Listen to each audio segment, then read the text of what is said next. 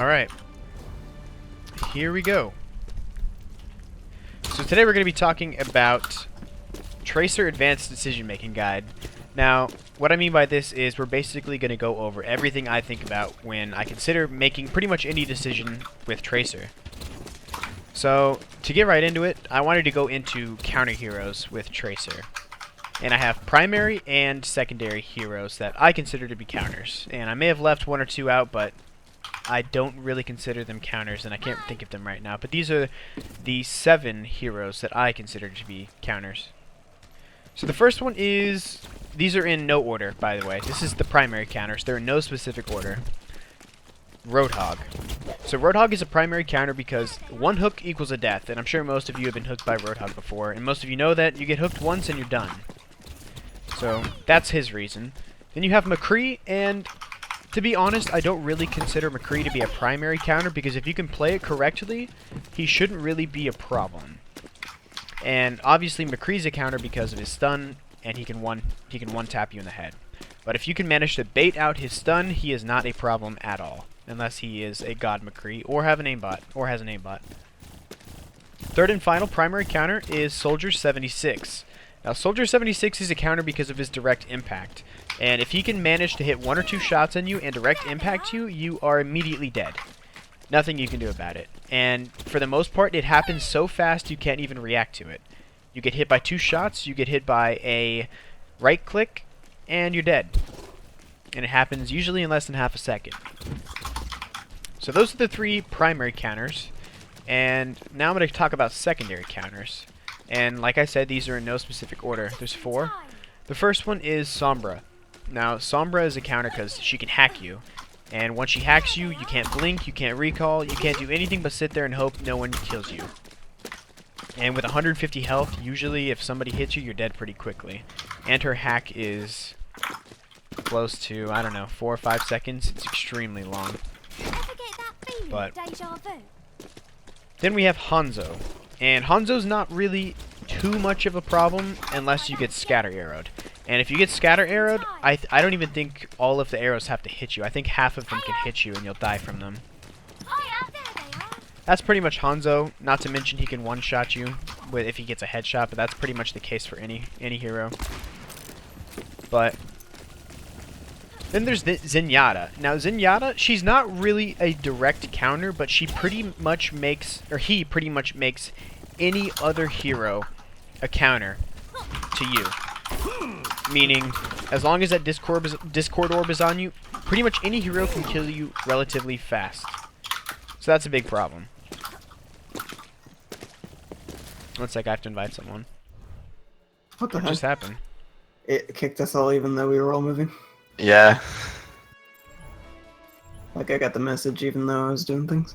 Yeah, I got kicked too. Interesting.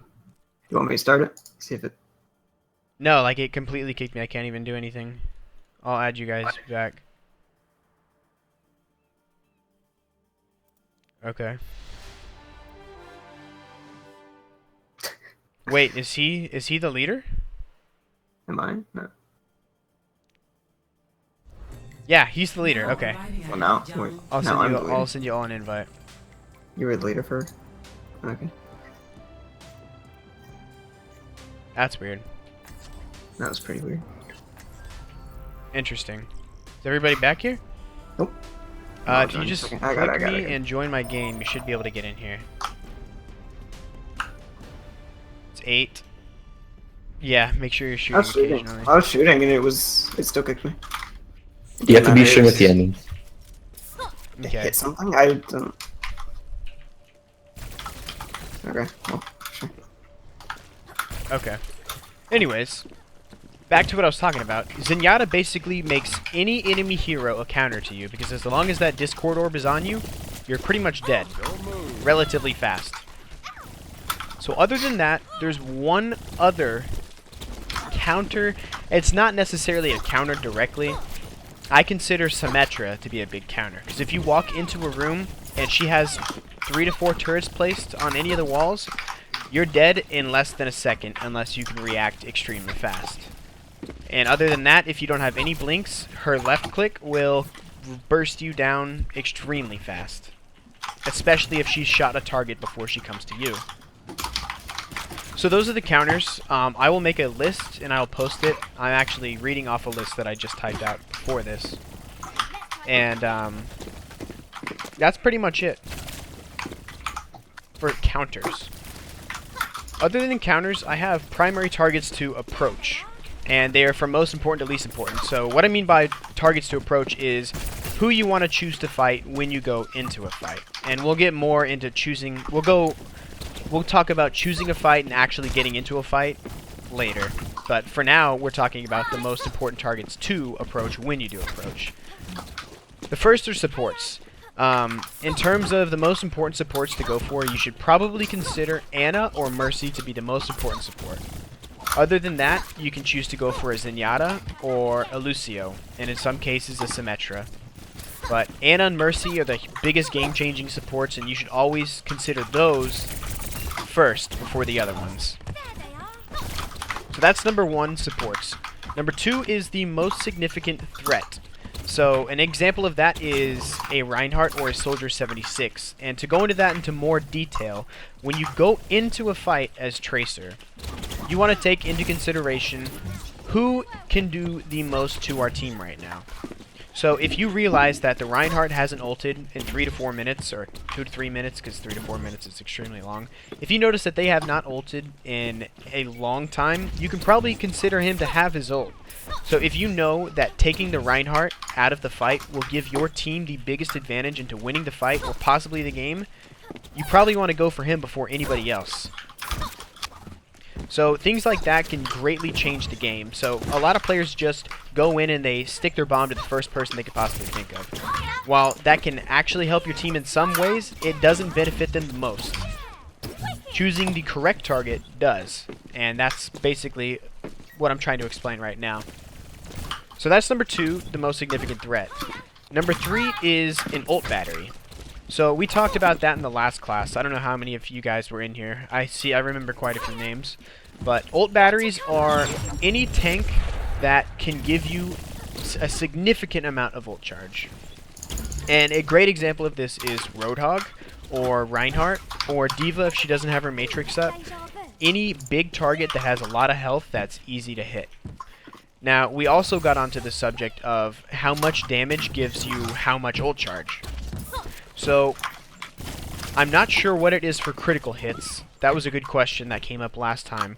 But for the most part, if you can manage to hit an entire clip on the enemy, you will get anywhere from 22 to 25% ult charge. I'm not sure what the number is exactly. I can pull out. I have the numbers. Oh, do you? I'm not sure what it is exactly, So but for the most part, it is roughly 25%. the way they measure ult charge is through a number that is a damage you have to get. You have to do a certain amount of damage or heal a certain amount of this number, right? And the number is 1125. So if you do that much damage, you will get a pulse bomb. Okay. And I believe each clip for Tracer does 300 something, if I'm not mistaken. That's not crit damage. Anyways, I believe if you hit every shot perfectly, I think you could 2-clip a Roadhog. Don't quote me on that. Anyways, ult battery is any significant tank that will give you a significant amount of ult charge relatively fast. And why that is important is because if you can get a pulse bomb and go stick a target in the first 30 seconds to a minute of the game, you can severely change the outcome, especially on Koth maps. I'm sure a lot of you realize that the odds of you winning if you can capture the objective first is pretty big. So if you can get that pulse bomb in the first 30 seconds to a minute, capture the objective first, you've already put your team at a significant advantage to winning the game. So that's basically why ult batteries could be a primary target to approach, and that is number 3. So number 4, and the final little point that I have on targets to approach, is anybody else. So if you've gone through this list and you think, man, there's not really anybody else I can go for, just go for anybody else. In some cases, you're going to be in a fight that is so chaotic, you don't really know what's going on. You don't know where the Ana is, you don't know where the other people are, you're just seeing. You literally shoot what you see.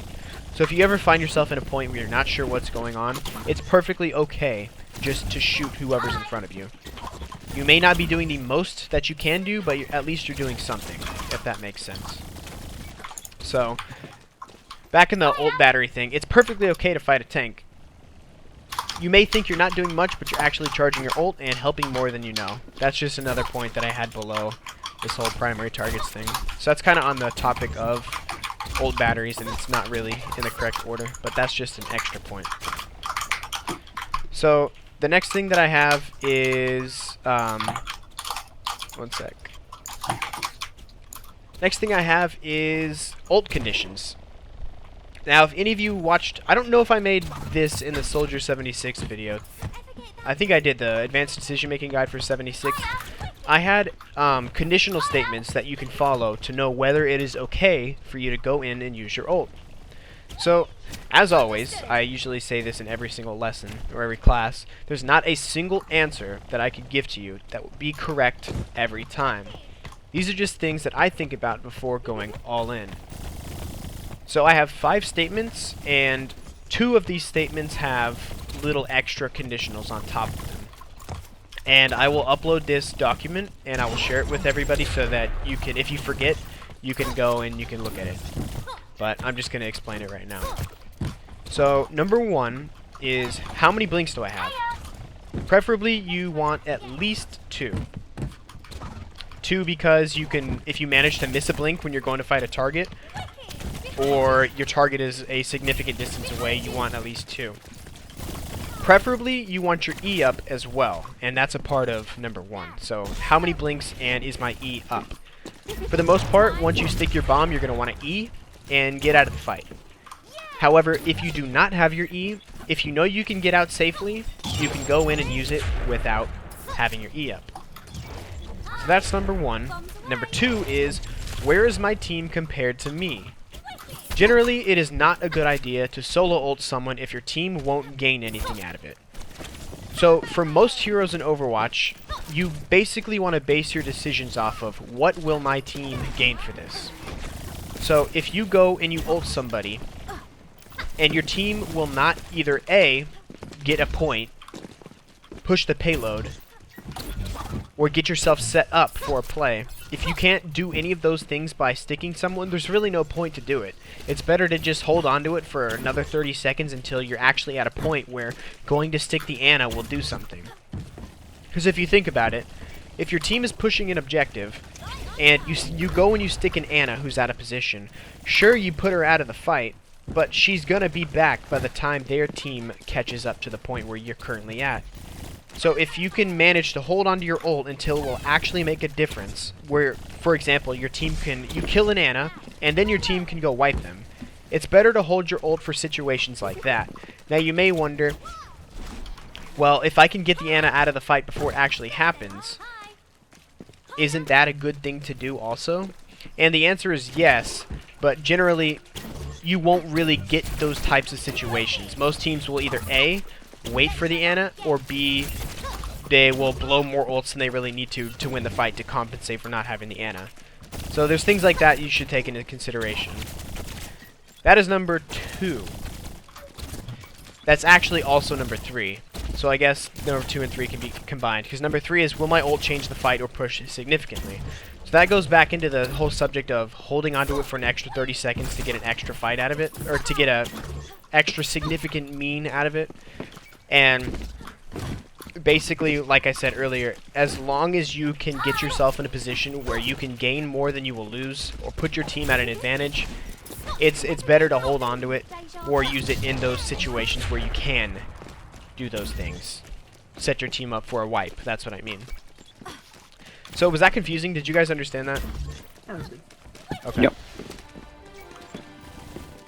So, now I have number 4, which is, where are my counter heroes? So before you choose to go into a fight and use your ult, it's pretty good to note where the heroes are that can one-shot you, or kill you significantly fast. So as long as you can know the general location of those heroes and how to avoid them, it's generally okay for you to go in and use your ult. So that's pretty simple. That's number 4, and number 5 is probably one of the most important decisions to make. Who will I stick? Now, I have an A and a B for this because really it's pretty situational. Now, A is, do I have a Zarya or another ult I can bomb with? So if you know that your Zarya is about 80% or has her Graviton, it's probably a good idea to wait for her to throw her Graviton out, because you can get, instead of one person, you can practically wipe the entire team if played correctly. That's A. So other than a Zarya, there could be a Reinhardt, or who else? I guess or Orista's new ability that's like a mini Graviton, stuff like that. So if you can wait and get yourself into a situation where those are available to you, you'll get a more significant ult out of it, and you'll probably get play of the game too. Now B is, if there is nothing that I can use my ult with, where is their support or their carry?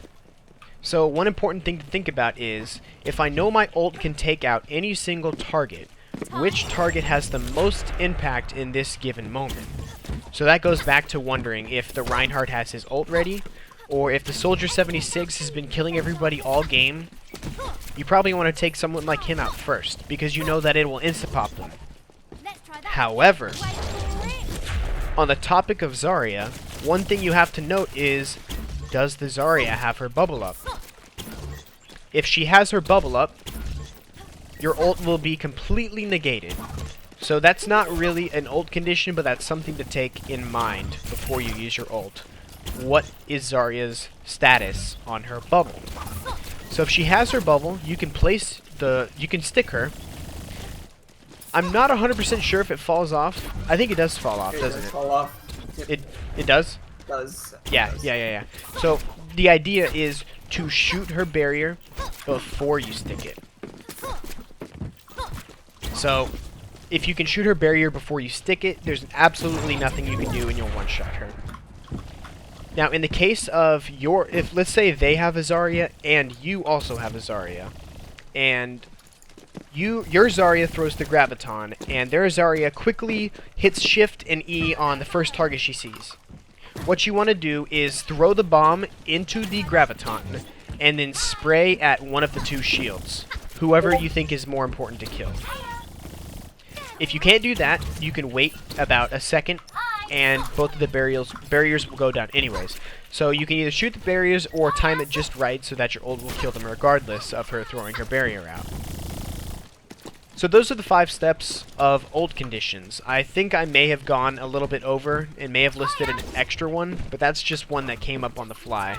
So I'll probably include that in the notes when I upload these. Probably note projected barrier as well, not just self-bubble. Same condition, I assume. Like Reinhardt shield? No, such as sticking an Ana and her getting bubbled. Oh. Yeah, for example, well, I guess that goes back into shooting the barrier. So if you stick somebody, and they do get barriered, the only thing you can really do is shoot the barrier until it breaks. For the most part, you want to try to keep a mental note of how long the Zarya has used her, like how long has it been since the Zarya has last used her bubble. So, for example, if you see that she has just used it and it's down, it's perfectly okay to go in and stick somebody. But if you're not sure when the last time they had used it, it's probably not a good idea, because most likely your ult will get negated by her barrier, and she'll get free 40 charge off that. So you're hurting your team in that situation. So by thinking about those things, you can help your team and create a PogChamp play of the game at the same time, if you manage to do it correctly. So, in summary, these 5 conditional statements will greatly help you when considering ulting. If you can find a way to maximize all of these conditions, you have a better chance at getting the most out of Tracer. So here's one thing that I think is important. If you had to ask me what the most important conditional statement is, my answer would be, how would my ult change the fight or push significantly? So if you can find a way to maximize the potential of your ult, i.e., or for example, destroying their carry or destroying the Reinhardt who's holding their team together, then not only are you getting a free kill, but you're opening up their entire team for your team to dive in and kill them. So those are pretty important. So if you can check this statement, you'll be able to do a lot. But in Overwatch, you can't really predict everything that's going to happen. There's no possible way you're going to be able to hit every single one of these conditions every time. So as long as you can hit that one, you may be able to still do something. The other four statements can pretty much be negated as long as you find a way to maximize your ult's potential. So, aside from this, it's the last important thing about Tracer is positioning. And positioning is one of the most important things with Tracer. We talked about that with the aim and positioning guide last week. Or 2 weeks ago. I'm not sure how long ago it was. I've been busy. But yeah, we talked about this last class. And one thing you have to consider is that Tracer's primary job is to be an annoyance. Her job is to make sure she's in the back of the enemy's team's mind before they consider making a push. You should be the reason that Ana doesn't nano in time. You should be the reason that Mercy is forced to res early. You should be the reason that Zenyatta pops his Transcendence before a fight even starts. In theoretical terms, you should be the computer that's pushing all the timing and decision making on the enemy team. So, taking all this information in, the most important thing you can do as Tracer is to be an annoyance and provide consistent damage. If you can't do that, you're not doing your job and you probably need to practice her a little bit more. So, take into consideration that you have your ult currently ready. How can you maximize your potential to make sure you get it off correctly? Now, the answer is fast and furious. The best thing you can do is go all in with absolutely no hesitation and just do it. Just like Nike, just do it. So there's 3 things you can choose to do. And in fact, fast and furious may not be the correct answer because one of these is actually hide. So 3 things you can choose to do. Hide, flank, or what I talked about last week or 2 weeks ago was what I called snake strike, and we'll get into that when I go over that specific subject. So what I mean by hiding is a good time to use hiding, especially on Koth maps or in the last 30 seconds of a payload map or an objective map, is you want to hide in a spot where you know the enemy will go around. So in situations like that, put yourself on the opposite team's position. Where would you run to if you knew you only had 20 seconds left and you had to get to the point? That is a perfect example of where you should consider hiding, because you know they're going to come around a corner, and right when they do, they're going to be hit with a pulse grenade or a pulse bomb. That's number 1. So if you can hide and get a pulse bomb off, you're going to put your team at a great advantage. And in situations like this where you're hiding, in reality, you're not really thinking about who am I going to stick. You're really just sticking the first person and trying to secure a kill. Now, in the last 30 seconds of the map, we all know it's extremely chaotic. Everyone's moving everywhere, and a lot of people are just dying. So, if you can hide and kill a target, you're already putting your team at a 6v5, and you may be able to go in and do just about anything, and hopefully end the game and win. So that's number 1. Number 2 is flank. Now, a lot of people think that that's Tracer's primary job, to flank. Now, while that's not entirely true, in terms of using your ult, that can be true. Now, what you can do with flanking is go around their enemy team so that they do not see you and stick a bomb. Now, we'll go more into what that means after I go into this last part. That's flanking. Now, flanking is probably the most obvious form of sticking a pulse bomb or just going in general. A lot of people think that's how Tracer is supposed to be played, and like I said, while that is partially true, that's not entirely true. So those are the first 2 ways of going in and landing a pulse bomb with Tracer, or just going in general. The last part, what I talked about 2 weeks ago, is called snake strike. Now, snake strike is, I want to call it the Bourne original special, because I don't know anybody else that ever came up with this or openly talked about it. So Snake Strike is a very unique, it's not really unique, but it's a very interesting way of going into a fight. If you think about a snake, how do they strike? They blink, well they don't blink. They do it quickly, they bite, and they retract. So the idea is to place yourself at the exact distance 3 blinks away, or 2 blinks away in some cases, from your target. You blink 3 times in immediately as fast as you possibly can. Stick your bomb and hit E. And before they know it, they're dead. In some cases, they may not even see that you even blinked into them. They'll just see the stuck sign and then they'll be dead. Now, that is Snake Strike. So, going back to what I said, honestly, I'm trying to remember what I said. Going back into... What do you mean? What spot? Back a point. By the small hole. Yeah, if you could match your distance 2 blinks, 3 blinks away from me, you could probably hit 2 blinks, 3 blinks at the same exact time, stick it and get back out. That's basically Snake Strike. But man, I can't remember what I was gonna say. What did I say I was gonna talk about later? Do you guys remember? I can't remember.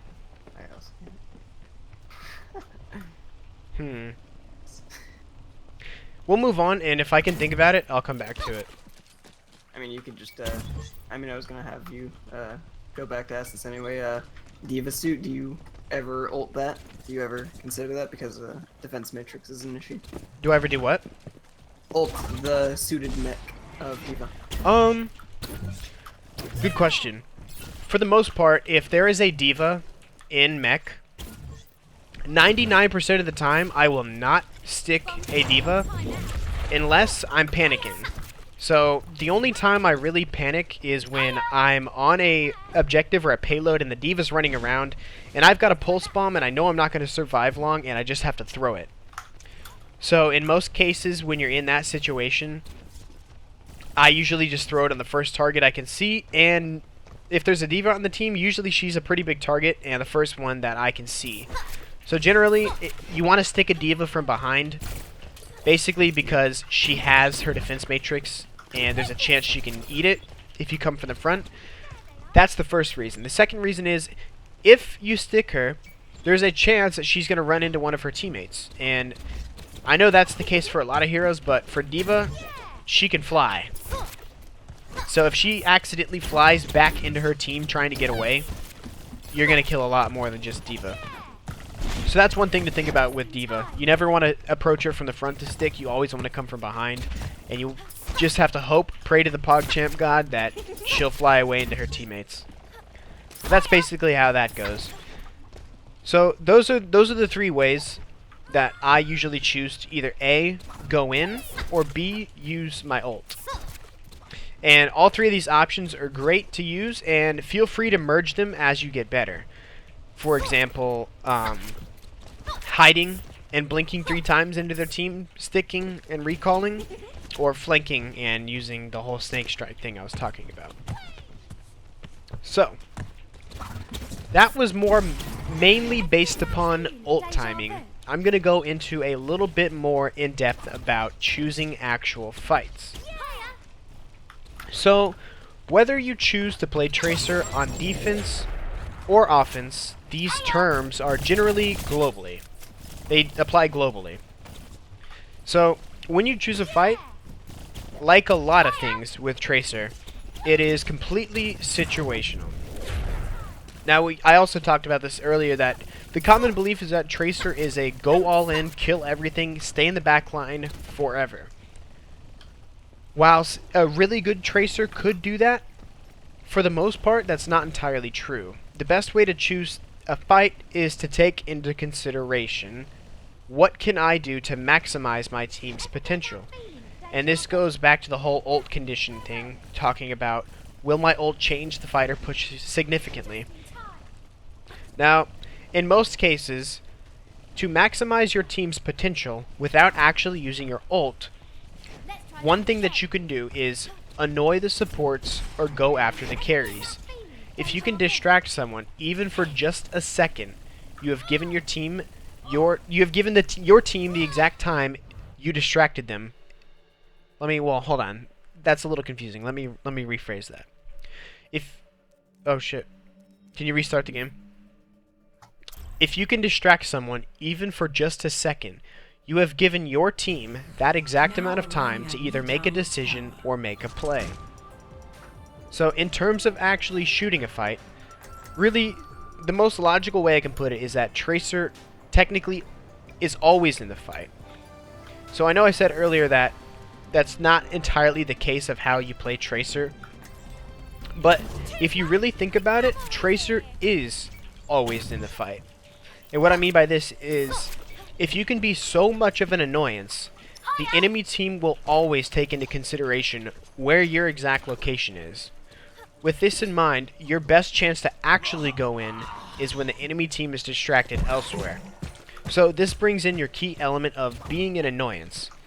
When your Rein decides to charge in 1v6, or your soldier gets nanoed, or your team pushes onto the payload or a point, that's your time to shine. You can go in and practically do a lot, because there's not a lot of people looking at you. So, more in detail of that, you'll get the most amount of damage out, because for that point in time, you're not the main threat in the current situation. You'll be allowed to have more free range of movement, and can fire and potentially kill the entire team if played correctly. So, yeah. Are there any questions over anything I've gone over so far? Another one for the ultimate. I just kind of. Okay. If you see a large group of enemies and say so, like large choke point, bunch of enemies, and no CC ultimate like grab or hammer down, do you go for the multi-kill? Do you like if you see two people together, do you prioritize that over just sticking just the honor, or do you hold it for? That's a good question. So, for example, if the enemy team gets shattered, you really have to think quick. And for the most part, what I will do is I will try to hold on to my ult as long as I possibly can before they get up from the Rein ult. So the first thing I'll do is I will go for the first squishy target closest to the shatter, or closest to me in the shatter. So I'll walk up to the first target and headshot them as long as I possibly can before killing them. After that, usually I'll have maybe half a second left, and I will immediately stick the first squishy target that I see. So that could be an Ana, a Mercy, a soldier, really anybody that's, I would say, 300 HP or less. But if none of those are in sight, I'll either, for the most part, I'll just hold on to my bomb and just fire into the tank. And that's just for that's for shatter. Say for like just open, no CC, they're just bunched together. Do you go for it usually? If I see a team, they're all grouped together. For the most part, I will try to blink into them and stick the most significant person, for example, an Ana or a Mercy. But if they all seem pretty important in the fight to me, if I know they're not going anywhere, I'll stick the floor, because by sticking an actual surface, you do more AoE damage. If you stick an actual target, the damage literally gets body blocked by the target you stuck your grenade to, or your pulse bomb to.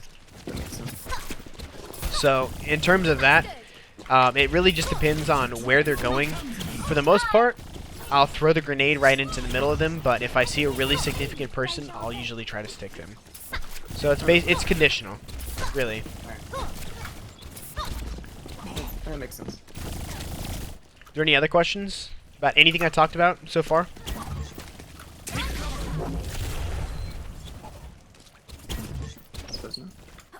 No. Don't be scared, we got 10 people in here.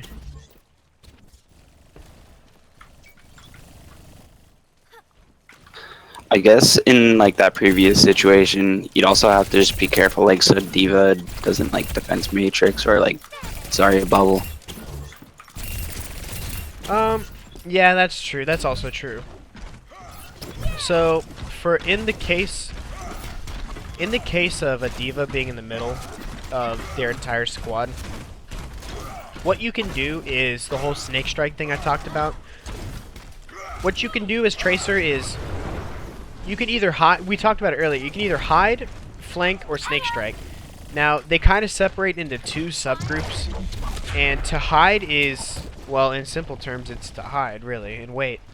But to flank and snake strike, those two plays have to be quickly, and when I say quickly, I mean extremely quickly played. You can't hesitate to do it. You have to go in and do it immediately, because if you don't, you're giving the enemy team time to react. So if you can do it as fast as you possibly can to the point where they have so little time to react to it, you're going to stick the bomb without having to worry about anything. Now the only downside to that is if you mess up slightly, you'll have less time to react and make up for the mistake that you made. So that's one important thing as well.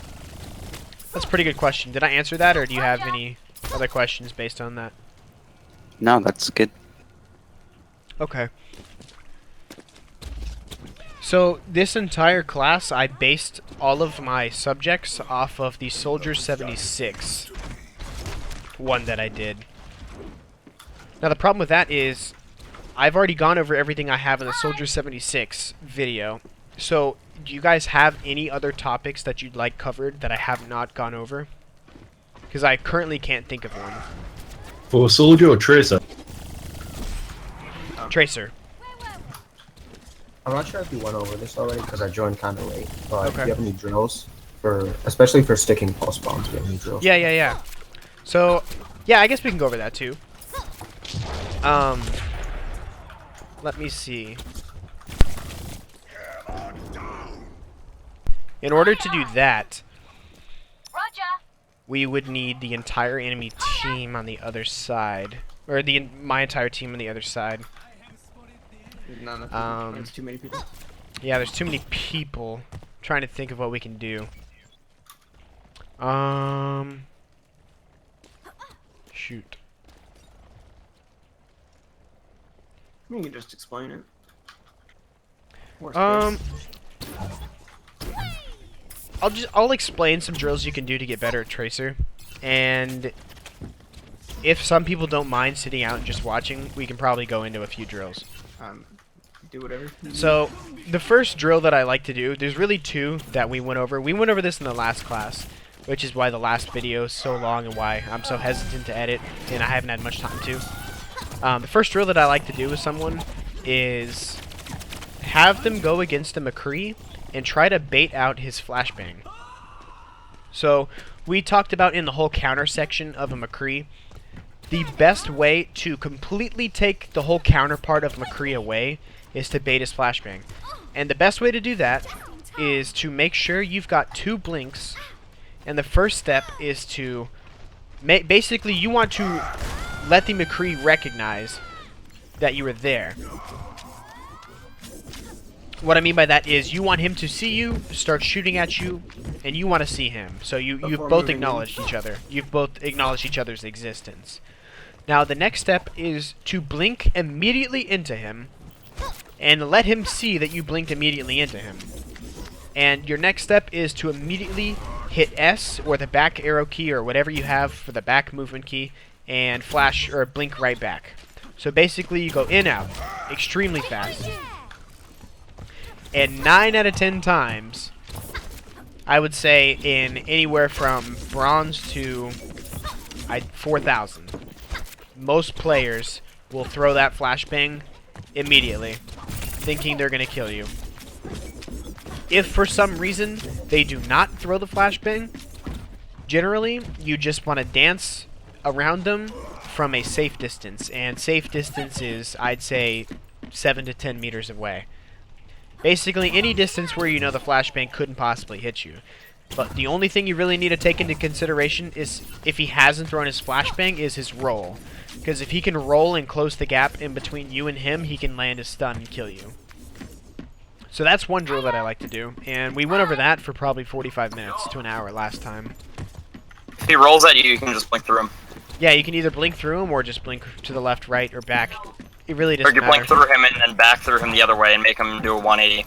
Actually, yeah. And then think that Yeah, that You're actually behind is him. the best way. I didn't think about it's another that. trick. I've rarely ever seen McCree's roll directly at a tracer. Huh. Or at anybody, really. Unless they're trying to go for a right click. But you essentially always want to make sure that you have at least 2. For the most part, when dueling just about anybody, especially McCree, Roadhog, anybody that can burst you down in a very fast amount of time, you generally want to have 2 blinks.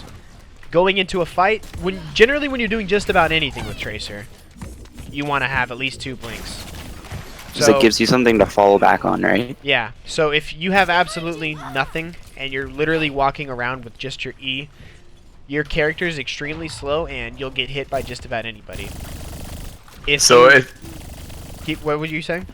Oh no, sorry, I was gonna say, so basically if you're fighting a very good McCree who knows what you're up, probably want to try and Viper him instead, if he's good. Yep. Cool. The idea is, if you're facing a really good McCree where they know that you're trying to bait their flashbang, they know that you're going to stay a good distance away, and they're going to try to close the gap between you, really the only thing you can do is either avoid him completely, or make sure that you keep a mental note on his stun and his roll. Because if you know that those things are not up, and you know the cooldown in between both of those, you pretty much have free range over him. And that's why a lot of players that have a really big hero pool are really high elo, because they pretty much know the cooldowns of the heroes they play, and they know what to expect when facing them, because they've played them themselves. So generally when fighting a McCree, stay a safe distance away, bait his flashbang out, and one very important thing, which I don't know who mentioned that here, but it was a very good answer, is you can blink through them and completely 180. So by doing that, as even a good McCree will get disoriented. It completely disorients them, and it makes them take time to re-center their crosshair on you. So right now, whip your mouse around as fast as you can and try to 180, and then focus on a target. It's a lot harder to do than when you generally walk to a target straight away. So if you blink through them in 180, they're going to have a lot harder time focusing and shooting you. So you're going to have more time to deal as much damage as you can. And depending on their sensitivity, it can be a very short amount of time, or in some cases a fairly long amount of time.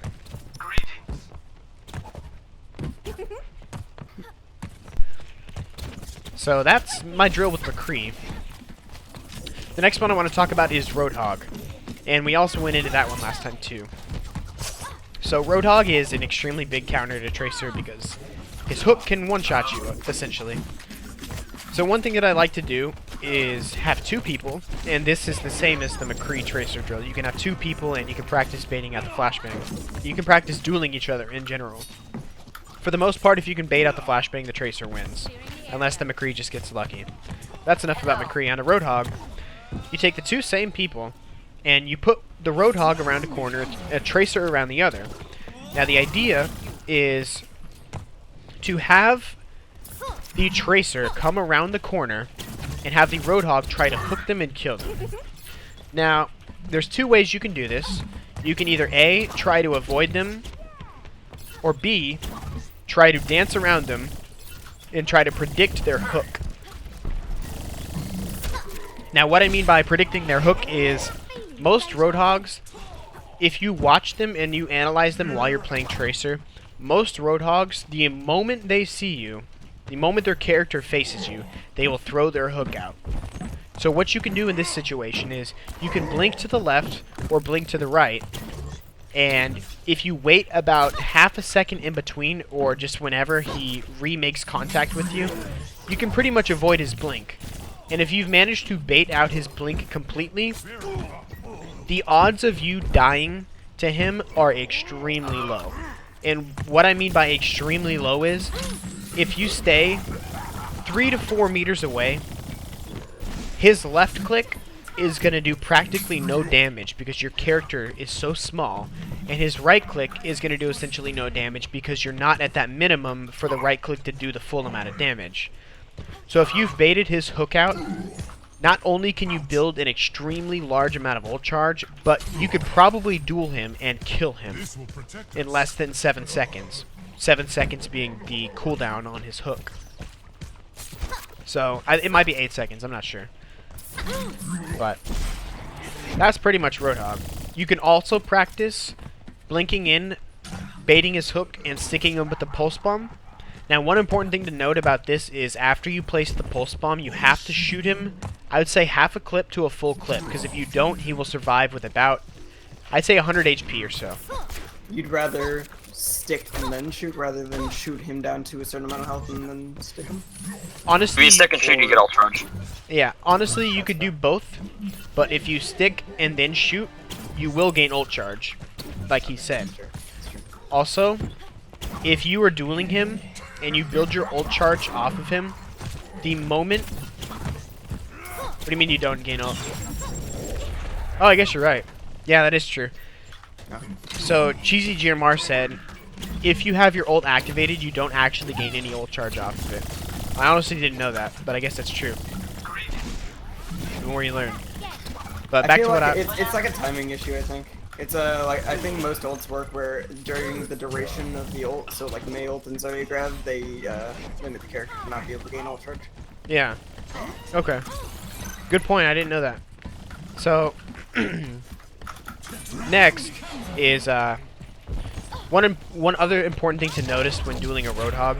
If you've managed to bait out his hook and you're fighting him and build an ult charge off of him, if you've managed to get him low enough, the only thing he can really do to save himself is stop and hit his E so that he inhales the oxygen or heals himself. The moment he does that, you can throw your pulse bomb on him and he will die. So that goes back to the whole shooting thing. If you place your bomb on him and shoot him with the full clip while he's healing, you'll negate the damage he's healing and the pulse bomb will kill him. So that's important as well. Does that make sense?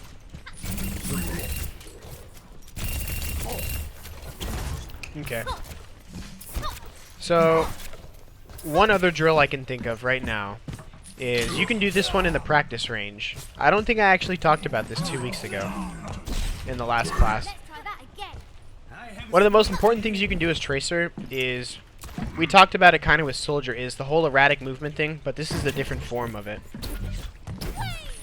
You want to keep your target disoriented. It's more of keeping your target erratic. Like, we talked about putting yourself at a disadvantage, so where it's extremely hard to aim. You want to put your enemy at a disadvantage, so it's extremely hard to aim. Now, there's 2 to 3 ways I can think about doing this. First one being you can blink through them in 180. We talked about how it's extremely hard for them to reorientate themselves and kill you, and you'll have more time to do damage. Number 2 is you can AD spam, and your character is so small it's extremely hard to hit you. So by doing that alone, you can put yourself at an advantage when facing other opponents. And the third one is you can crouch spam. Now, that one is a really more technical and mechanical skill set. Like, you have to be pretty good at aiming to do it. But if you can manage to crouch spam while you're shooting a target, not only is your character moving around, but you're bobbing your head. So the odds of them hitting a headshot are even less than they already were. So, in a way, you're practically making your character invulnerable. Or invincible, I guess. And if you can manage to do all 3 of those drills, or master all 3 of those drills, you're going to turn into a pretty good Tracer relatively fast. And one thing I'd like to mention, okay. Tracer's leg hitboxes are insanely wide, so for about the entire gap between your legs to about the knees down counts as a hit. Wow, really? I'm not kidding. Yeah, really. Huh. Where did you find that out? Actually, down to almost just below her knees. I tested it out. Huh. Seriously, If you're 80, if you're 80, here, someone 80 spam and you can see, like, I think the legs might come in. They come, like, closer together, so it might be a non-issue. If you're 80 spamming. But for example, if you take a look at my character, imagine how hard it would be to shoot someone like this. If you can manage to control your aim while you're crouch spamming, the enemy is going to have an extremely hard time dealing with you. So a lot of people, I don't know if you guys have ever played with any pro players or any top-rated players. 99% of them do some sort of what I just talked about. And the reason that they stay alive so long and can manage to get gold damage or gold elims as Tracer is because these mechanics that I just talked about keep them alive and keep them in fights where they otherwise would have died. So a good reason to use this is when facing a Roadhog. If you can crouch spam, 80-80 crouch spam, imagine how hard it would be to land a hook on a character that is completely bouncing and moving around extremely fast. It's hard, and that's why it's worthwhile to learn it.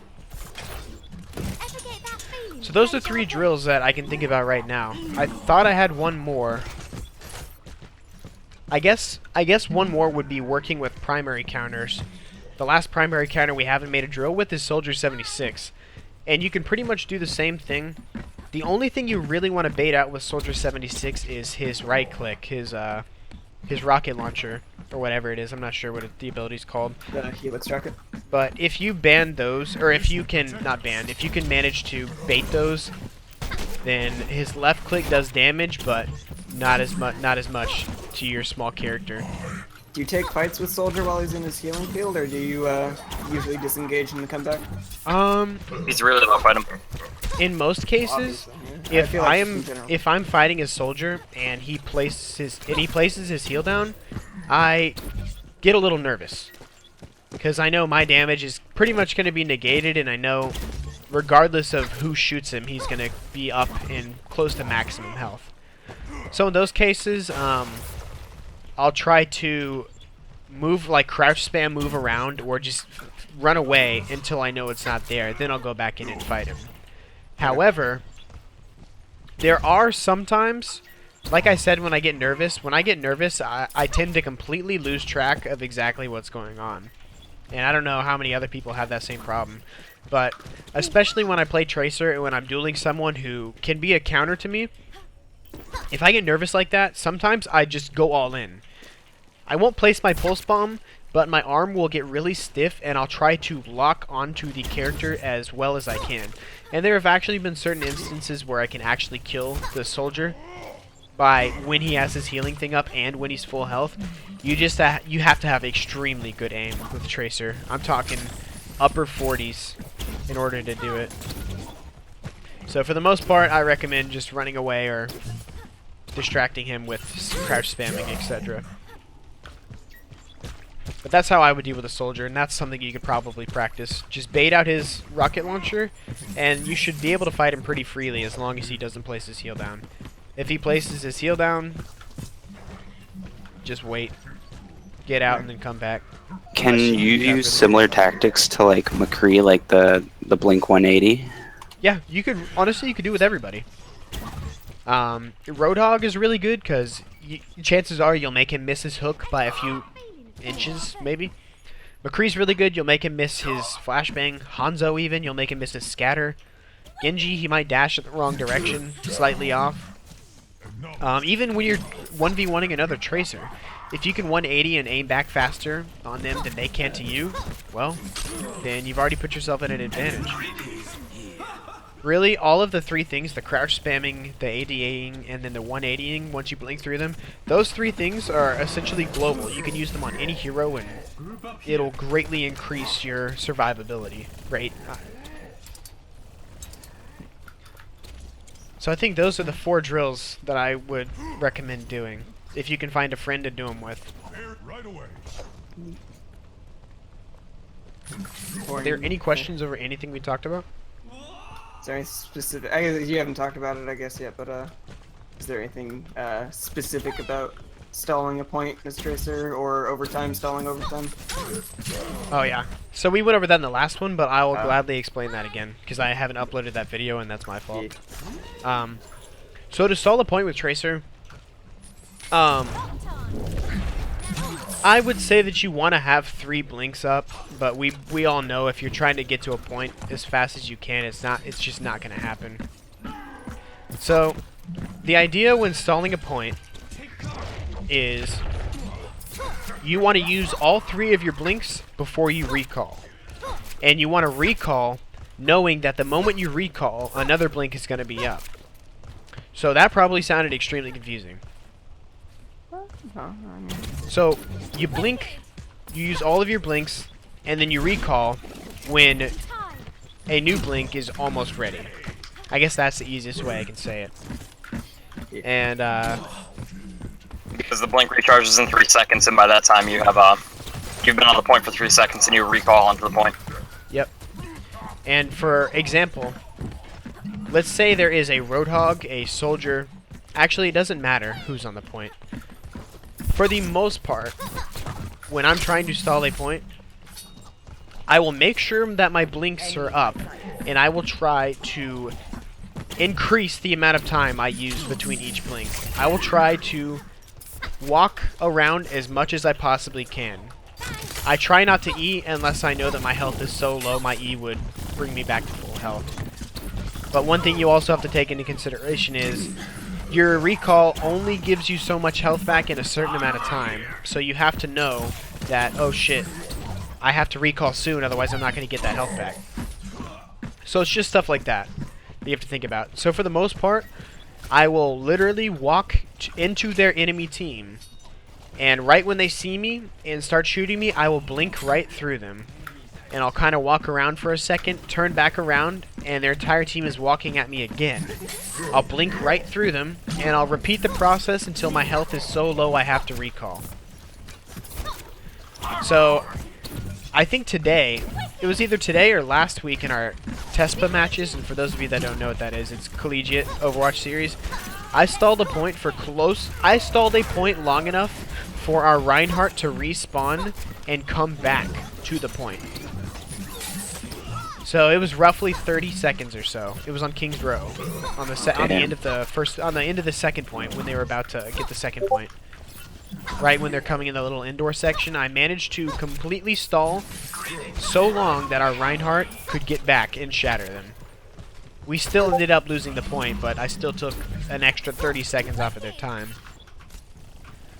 So if you can practice that, and you can find a way to stay alive and basically conserve your blinks as long as possible, and make sure you have a blink ready when you recall, you should be able to survive relatively well. And the reason you want to have a blink up when you recall, is because if you're not really doing anything and they have an idea of where you might recall, there's a chance you might just die the moment you recall. So if you can recall and then immediately blink right through the enemy team again, you can just continue the loop over and over and over again. And if you play correctly, or the enemy team is stupid enough or bad enough, you can do it for a long time. And I promise you it works, because I've done it myself quite a bit. So that's basically how that works. That's how I would stall a point. Any other questions?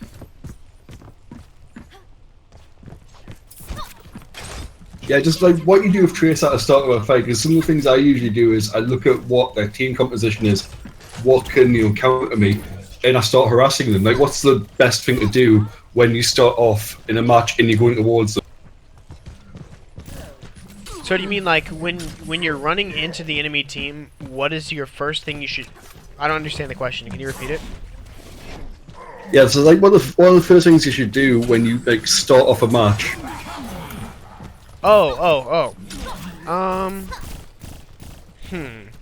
So the first thing that I do when I start a match is I look at my team and I decide whether or not I want to start off by flanking or staying with my team.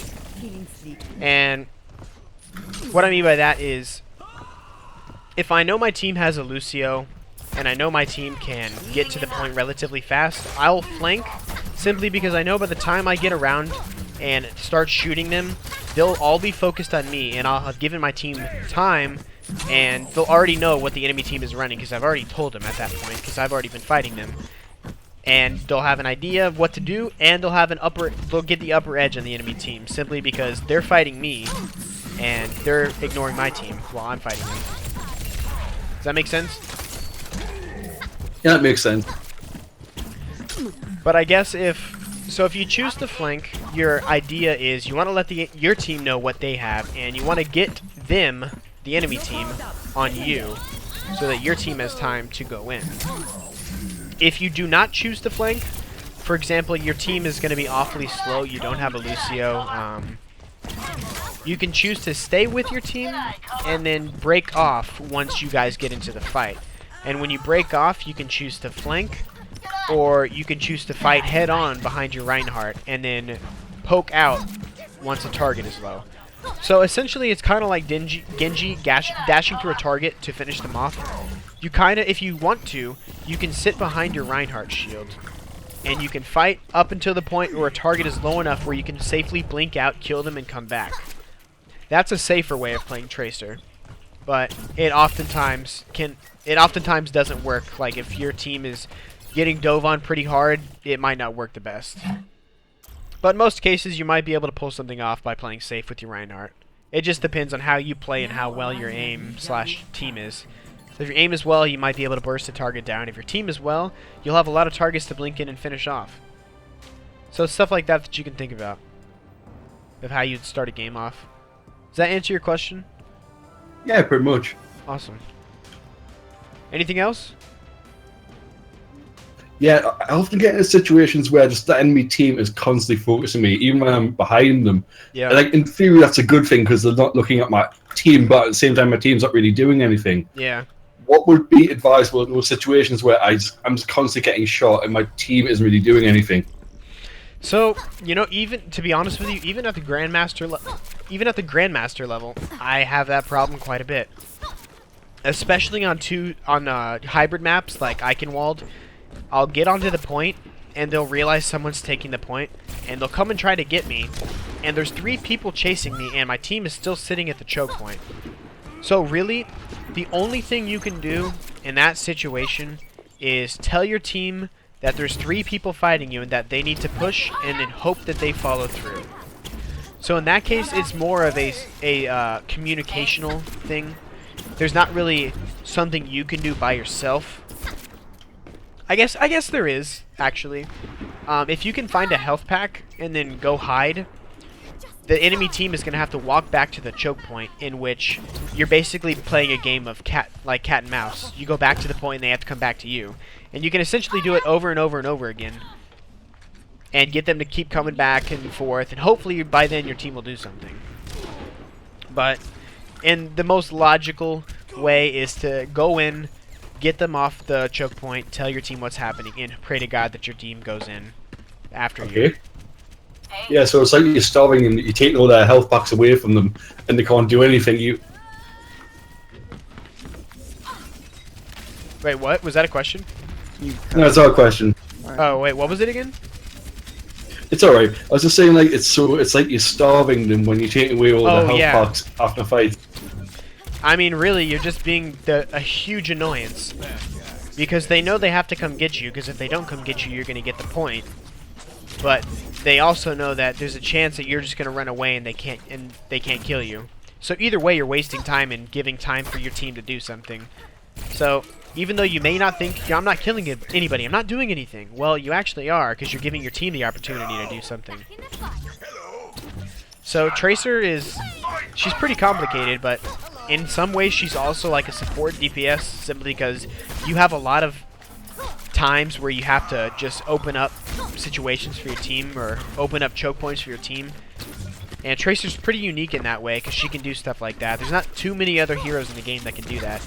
And that's one reason Tracer can really carry games, because you're pretty, like I said earlier, you're pretty much a computer that decides what the enemy team does based on what you do. You can literally create situations and cause the enemy team to do things based on what you do. Like rezzing early, if you can manage to get a Mercy to 20 HP, she's gonna hit Q simply because she goes invulnerable and she'll revive anybody that's almost dead. She knows that if she can't get her res off and she dies, their entire team could die and it will be her fault. It's stuff like that. So you can, like I said, you can control the game by yourself if you are aware that you can do things like that. Yeah, it's essentially mind games. So what about in situations where my team is engaging, but I can't get any picks because they're focusing me? Like, what would be the best thing to do then? Just keep distracting them? I kind of have a question that sort of leads to that. Would it be better in a situation like that to sort of bait your team, wait for them to push in, and then go in behind? So you get baiting your own team, like getting your own team to come in, or baiting the enemy team? Like making callouts like, okay, we're initiating now. They go in, then without you having the focus, you go in. and take the you don't have the focus and you get to do the damage? I mean, essentially that's how Tracer's played. I mean, for the most part, most calls are going to be just like that. And in fact, most of the time, you're not even going to have to make a call. The fight is just going to start. I mean, I'm sure you guys have experienced a lot in your elo, or in most elos. I even had it in my elo, where a Reinhardt will just charge in, or a Genji will just Dragon Blade into a fight. Remy. You're already in a good position if those things happen. I mean, honestly, you can thank your teammates' complete random decisions because it's going to lead to you to be able to do a lot more as Tracer. But back to your question where you're getting picked and your team's not doing anything and you're in their back line and you're just struggling. As long as the enemy team knows you're in the back line, you've done a good job. So you may not even be there for that moment in time because you may be trying to find a health pack or you may be about to die. For the most part, as long as they know that you're there, you're doing a good job. And another thing to take into consideration, we also talked about this last week, or 2 weeks ago, is you can be as aggressive as you want up until the point where you don't have your E. So if you have your E, feel free to play as aggressive as you want because you know that you can recall and regain all that health. But if you get to the point where you've recalled, it's probably not a good idea to go back in because you know you're extremely vulnerable. Because by then you probably won't have too many blinks left and you don't have a way to get all your health back. So if you've used your E, it's okay to be perfectly aggressive until you use it, but after you use it, you want to either find cover, finish the fight, or get out. So, I'm not sure the exact way to handle that situation, but for the most part, if you've gotten to the point where you're trying to be an annoyance in their backline and you're trying to kill people and they're still trying to kill you, if you've used your E and they're still trying to do that, get out. Because chances are you're not going to be able to do anything without your E up. That's probably the best way I can put it. That answer it well enough? Yeah, okay. Okay. Yes. Anything else? I've got one about positioning yourselves in like tight maps. For example, there's that one in Nepal. I don't know which one it is, but it's got the square and it's got the bottomless pit on the side of it. That's a terrible Tracer map. Yeah, honestly, I I would not even play Tracer on that map. Be 100% honest. I wouldn't do it. Isn't that like Nepal sanction. Don't you guys run like standard on that with Rein? And For the most feel part, like we run Soldier 76 and like a Pharah or something. I don't like playing Tracer on that map. It's too there's not very many places for Tracer to go. There's a lot of narrow ledges, narrow hallways. Too enclosed. You gotta go with the Junkrat on that map. Honestly, I think we did run a Junkrat today. Yeah, it's like everyone in the pro team's doing it now. Oh yeah, you did. We did. But yeah. There's very few maps I would pick Tracer on, but that one part of that map is one of them. I am not a big fan of that map at all, to be honest. I like everything about Nepal other than that one map. What about tighter maps like, say, Dorado? No, I think Dorado's a good map because, sure, it's tight, but there's also a lot of ways to get around the map. The problem with Nepal is there's really only 3 or 4 ways you can go. Dorado, there's still only 3 or 4 ways you can go, but several of those ways have more space for you to be able to do things. Like, for example, the first point fountain. There's a lot of space that you can flank around and use that space like around the fountain to manipulate what your enemies do. Yeah, okay. Any other questions? Yeah, actually, this one's kind of involving Orisa. Have you seen any use of Orisa's alt fire and Tracer's? Honestly, I don't think any competitive game will ever be coordinated enough to do that. Unless you've got a duo who's playing Orisa while you're playing Tracer, I highly doubt you will ever get a team coordinated enough to pull that off. Maybe if you're on an actual team, but for the most part, I don't think that's ever going to happen. I got you, Soupy. You pretty much have to be dead coordinated to do that. Yeah. I mean, I've seen Orissa's like literally pull me off the side of a map into the void. I've had that happen plenty of times so far, but I've never actually seen that happen. I've never even seen a shatter happen. That's sad. Yeah. One day.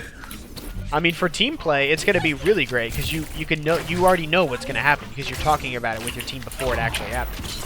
But in a competitive game, I highly doubt it's gonna happen.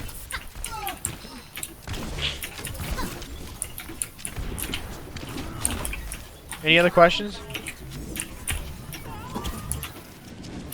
I have one. Okay. So, what maps will you pick Tracer, and what maps will you not pick Tracer? Like, definitely not. Let me look up a map list. I don't even remember all the maps off the top of my head. Can y'all still hear me?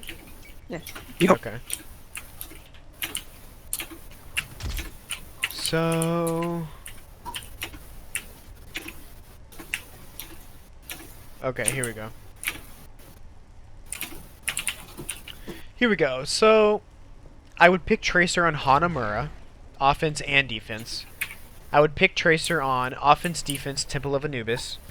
I'd pick it on basically all the assault maps. I'd pick it on Volskaya, offense and defense.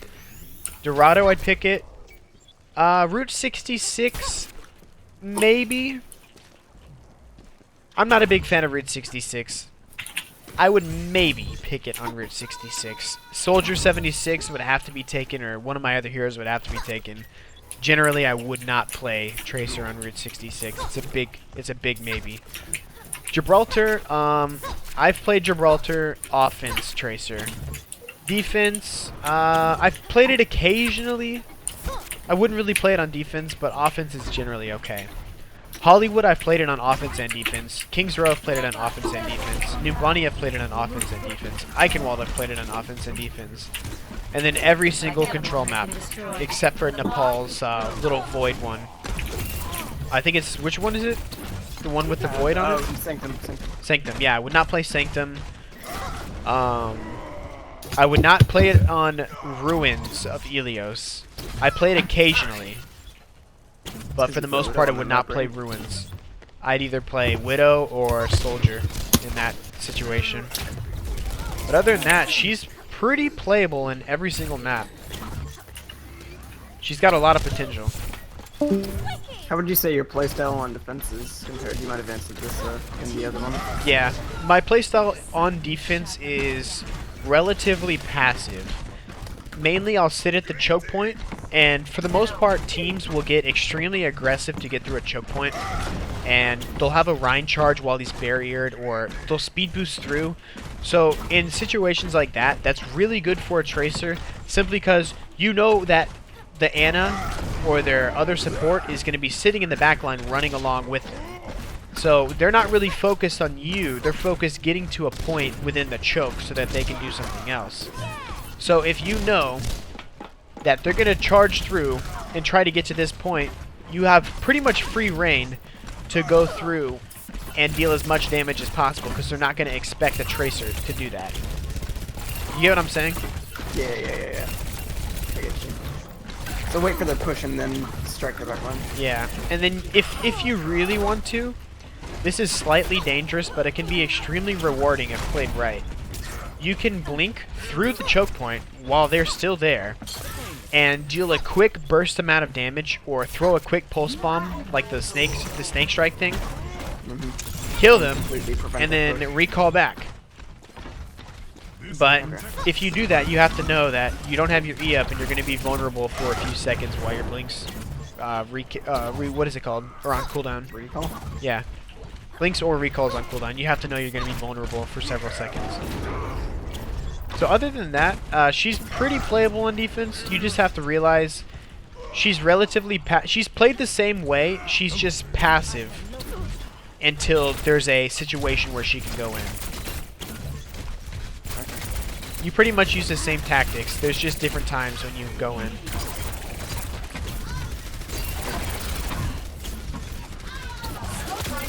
Anything else?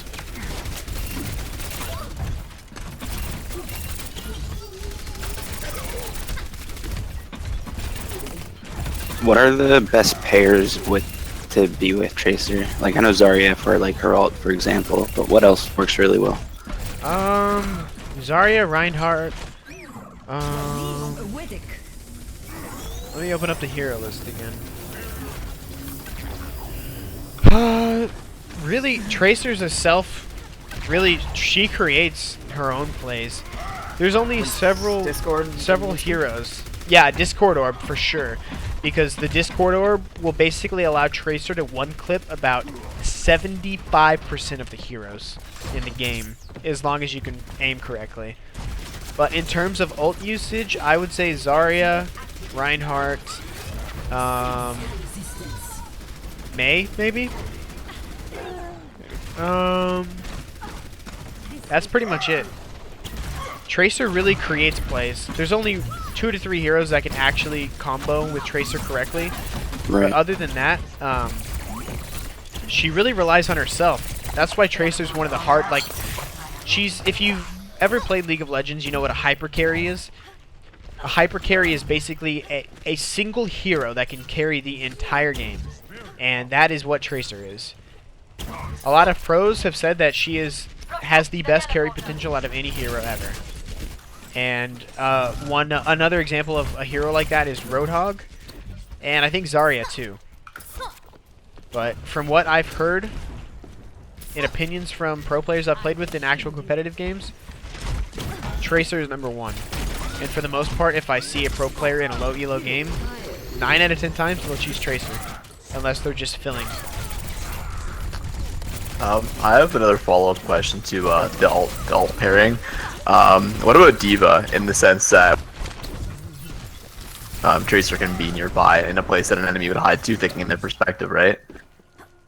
Like, would it be efficient for it to have a Tracer, you know, say in a I don't know, like a hut nearby?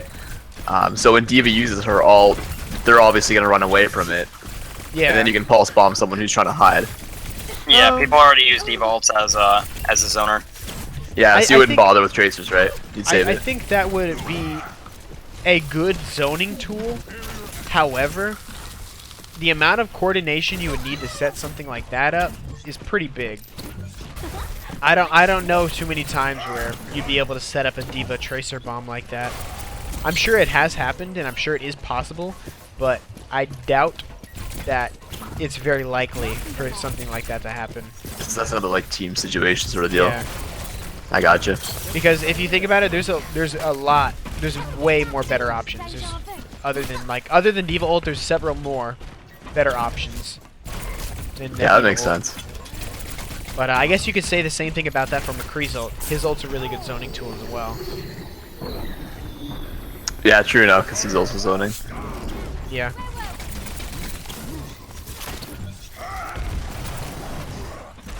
So I think that concludes Tracer, pretty much. Are there any more last minute questions? Anything that confused you?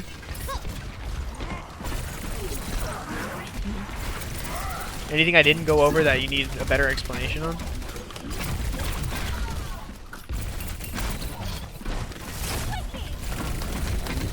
Alright. I'm good as well. I think that is all. I will have this video uploaded, and I think for the next one, we are going to move on to McCree.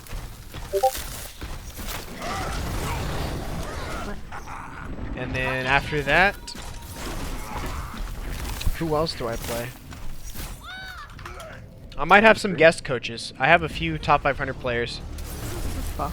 I have one that's a really good Genji. Let's see. Any widows? Forehead. Put me in, coach. I would consider myself to be decent at Widow. I could probably teach you a little bit. I know a Widow one trick, however, he's only plat.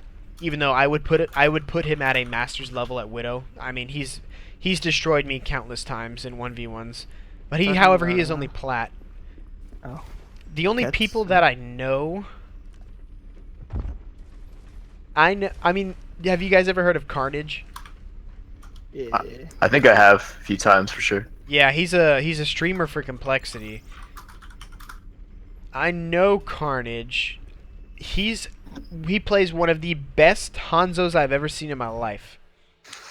XD. I'm not sure if he would teach a class, but I could probably ask him.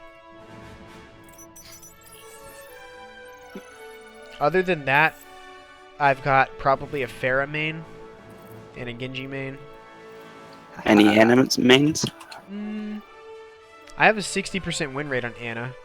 Would you consider that to be teachable? I'll take any kind of tips I can get here, really. I could probably teach classes for just about any hero, but you just have to realize... Oh, actually, I can teach a Roadhog class. But you have to realize that I'm a DPS main, so for most of the DPS heroes, I can teach a high elo class on. But once you start moving on to tanks and off tanks and stuff like that, that generally gets to my level where I'm not Grandmaster at it. Like I could probably teach you a Mei class, but I mean it'd probably be low master material. You ever think of maybe like a general, like maybe a game sense kind of thing? You know, I actually thought about that today. It wasn't game sense. I forget what it was. It was another topic similar to game sense. Because I mean, I was reading up as opposed to like leading your crosshair as opposed to like tracking.